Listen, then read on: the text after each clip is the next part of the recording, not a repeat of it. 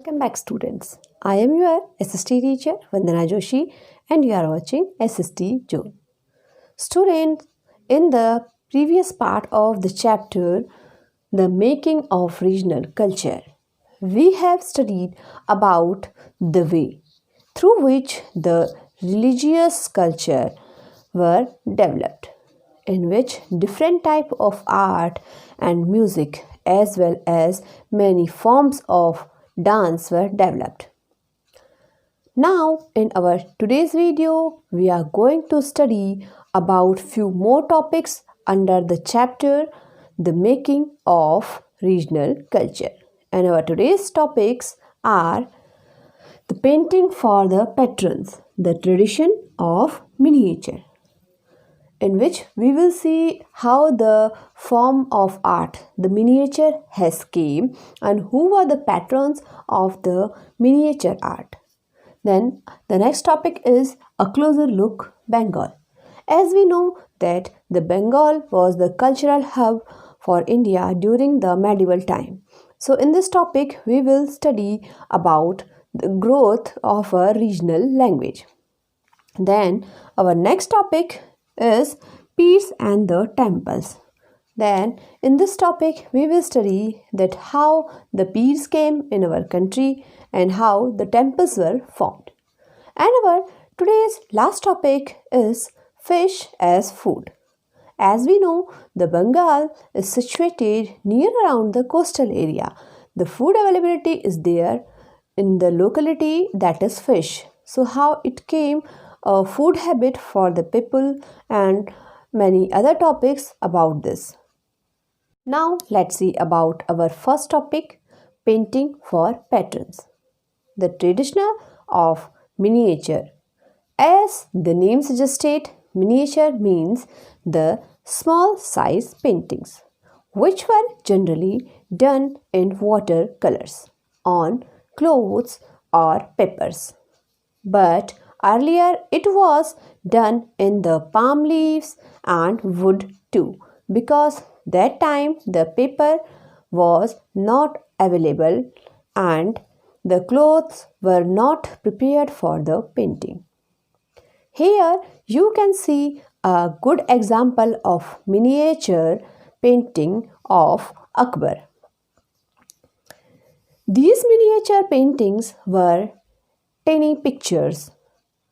These were used as illustration to book the painting which were painted during the Rajputas were sensitive, delicate, full of beauty. The miniature paintings were traditional and showed close association of art and religion. The golden age of the art and painting was the Mughal period, as already you have studied in the chapter 4, 5 and 6, in which we have studied about the Mughals, their art, their architecture and how they were patron for the art and architecture.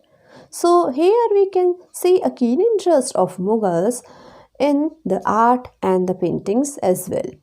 So the paintings which were drawn in the miniature form in the Mughal period, these were showing the battlefield and the king's court, and the paintings which were formed in the Rajputas time, there were two types of painting. One is from the Rajasthani school of painting and one is of the Pahadi school of painting. Under the Rajasthani school of painting, the paintings were there which were shown the Rajputa king's war field, but the paintings which were drawn under the Himalayan or Pahadi art school, these were shown in the form of the Radha and Krishna. Students, as we know, the Mughals were a great patrons of the art and the architecture. So they made distinctive contribution in the field of paintings. They introduced new themes as court scenes, battle scenes, marriage, and the ceremony scenes in their paintings. They used vibrant colors in their paintings. When Humayun was in exile in Persia, he was attracted to miniature paintings. When he returned India, he brought two famous painters with him, Mir Sayyid Ali and Abdus Samad were the two famous painters during Humayun's time period. They laid the foundation of the first school of Mughal miniature painting. During Akbar's time in India, there were two famous painters named Jaswant and Dasavan.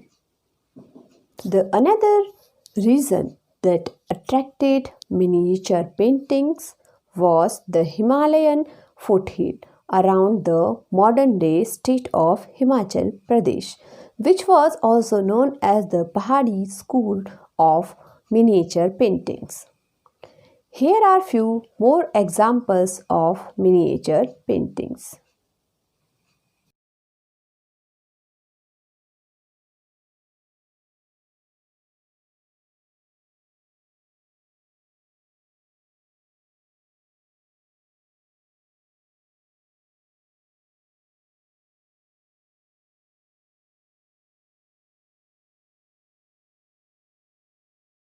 Now, let's see our next topic, a closer look, Bengal, in which we are going to study about the growth of a regional language.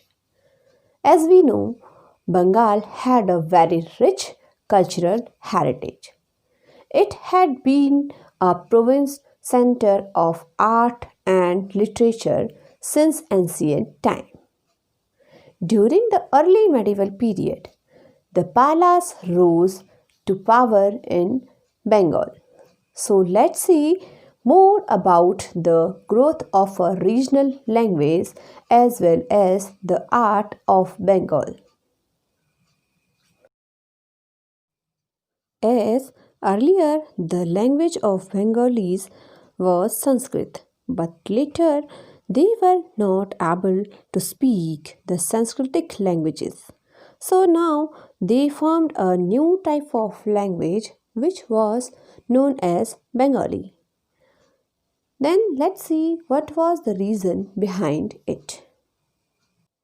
As we know, Bengal was earlier ruled by Palas, then later the Mughal kings, and then after that the Europeans. So time to time the different rulers were there who has given a new cultural themes and the languages to the people of their empire. So the Sanskrit, which was earlier the language of Bengali, it was a little difficult to speak for the new rulers. So then it was converted accordingly to the rulers, and then later in the 14th or 15th century it was changed into the Bengali language. Here we can say from the 14th to the 16th century it was an independent kingdom ruled by the Ilyas Shahi dynasty and the Hussain Shahi dynasty. The rulers of these dynasties were great patrons of cultural activities. The Palas followed Buddhism and built monasteries. The Buddhista Charyapada songs were written in Old Bengali. According to Tibetan historians, Taranath, the art of painting reached an excellent stage under the Palas. The Palas dynasty was followed by Hindu Sena dynasty. These rulers also patronized literary pursuits in the kingdom. Jayadeva, the author of Geet Govind, was the great poet of their kingdom. Islam was introduced in Bengal in the 12th century by Sufi missionaries. In 1576, Akbar annexed the provinces to his empire. So here in detail we have seen that different rulers ruled over the Bengal, and then the language, the habitations, and the art and architecture was also changed accordingly to the rulers. Now let's see a little about the paintings of Bengal. The paintings of Bengal resemble the Sultanate painting. The paintings of miniature on palm leaf manuscripts of Buddhist texts were patronized by the Palas. This style of painting remained popular in Bengal till the 18th century. Now let's see about the literature in Bengal. Bengali is the regional language of Bengal. It has descended from Sanskrit. In Bengal, literature flourished during the Bhakti movement. Literature of Bengal can be categorized into two parts. First type of literature is the translation work from the Sanskrit to Bengali. The great literary works on the Ramayana, the Mahabharata, and Puranas were translated into Bengali. Second is the original work in Bengali. The worship of Krishna was popular in Bengal, and this was reflected in the works of Bengali author. The most famous text, Geet Govind, written by Jayadeva, represent their trend. Song of Mainamati and Gopi Chandra, many folk tales and stories of worshipping Dharma Thakur are other examples. The poems composed by Chandidas about the divine love between Radha and Krishna were very popular among the common people. Now, let's see about the music of Bengal. Bengal was famous for its folk music. The baul singing was popular in Bengal. The bauls were wandering, mystic singing devotional song. The Muslim bauls adopted the Sufi style of singing, while the Hindu bauls adopted the Vaishnava style. Kirtana was very popular. The Bhakti saints Chaitanya popularized Sri Krishna Kirtan. His groups sung devotional songs in chorus and accompanied by instrumental music. Now, after the arrival of the different rulers, the peers and the sadhus or saints were also become popular in Bengal. So now let's see our next topic, the peers and the temples, to study about it. After the Mughal invaded Bengal, they built many mosques. This led to religious transformation and a cult of peers. Peers means the saints, those have adopted the Sufism. And the peers were developed in Bengal during that time. Many rulers also built many temples in Bengal between the 15th and the 19th century. And after arrival of the Europeans, the lives and the habits of many people were changed. Out of the all saints, few teachers were there who related to the supernatural powers. These leaders were referred to as peers. Peers and their cultures became very popular in Bengal during the medieval time. From 15th century, temples were built in Bengal with bricks and terracotta with the help of low caste groups. Here, an example of it is known as the Vishnupur temple. Some of these low caste groups were known as Kolu, means the oil pressure, and the Kansaris, means the bell metal workers. Later, Europeans given them opportunity to improve their economical condition. Now, the local deities were shifted to the large temples. the temples which were formed around the 15th century by the Kolus and the Kansaris under the observation of the rulers. These temples began to copy the double or the four-roofed structure. As you can see in this picture, there are many types of as thatched roof temple, double roof temple and the four-roofed temple.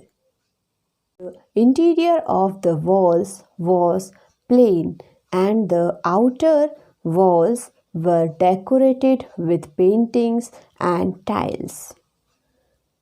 Here are few examples of these type of temples.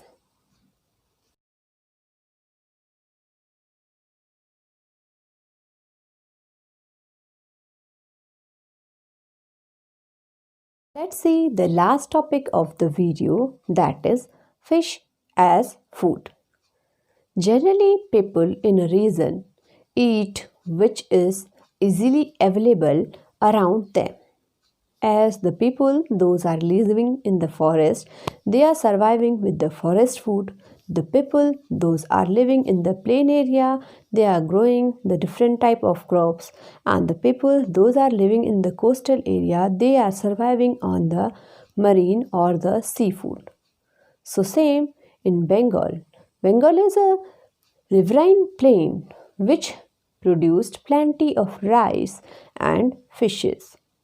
Even fishing has always been occupied of work to get economy in such places as Bengal. As the people, those were living in the Bengal, they were surviving on the fish, seafood and the rice. As the society was divided into different communities and the Brahmins were known as the worshipper of the god, or we can say the devotee of the god. So the Brahmins were not allowed to eat non-vegetarian food as their custom was not giving them right to eat the non-veg, and they have to survive only on the vegetarian food.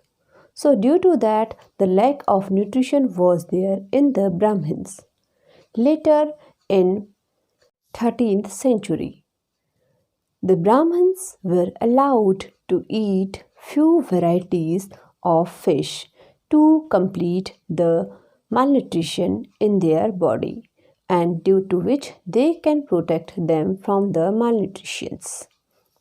So students, here we have seen that how accordingly and the conditionally the people have changed their habits, whether these are the habits of living, surviving or eating.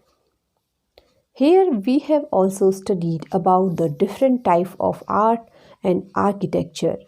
Even we have seen the influenced art by the different type of rulers and how these were famous. We have studied about the different dance form, out of which we have studied about Kathak. Here we have seen a detailed study about Bengal. As we know, the Bengal is a culturally developed area during the medieval time as well. So students, here our chapter 9, the making of the regional culture is complete. Hope you understood it. I will be back with a new video. So for that, keep watching SST June.